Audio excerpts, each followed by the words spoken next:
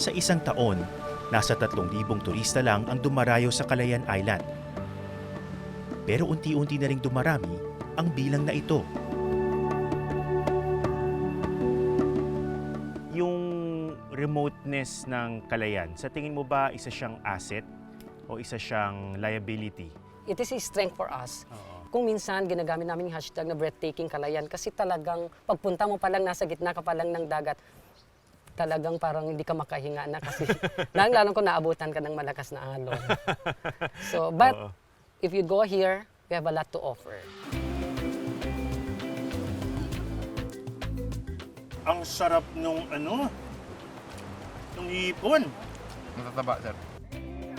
Proud man sa kanilang isla, gusto raw magdahan-dahan ng lokal na pamahalaan pagdating sa turismo. Gusto namin na medyo hindi yung agad-agad kasi yung worry namin it's yung social impact.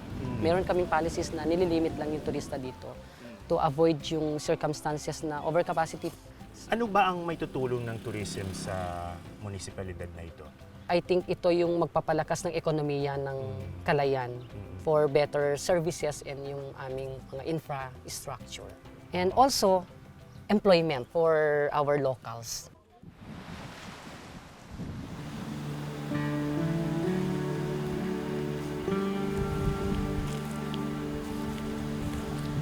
Bago matapos ang aking paglalakbay sa Calayan, inakyat ko ang Nagundungan Hills. Nandito raw ang pinakamagandang view sa isla.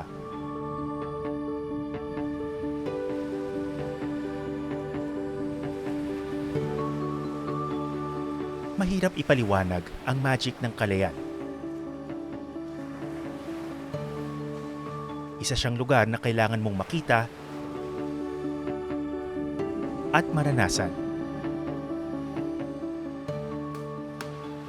Ito ang isa sa pinaka-breathtaking spots dito sa Calayan Islands. Sa likod ko, merong isang lumang lighthouse na nasira at hindi na ginagamit. Pero kung tumingin ka sa paligid, kitang-kita yung buong isla. At kapag ganitong sunset, wala nang tatalo pa sa ganung view.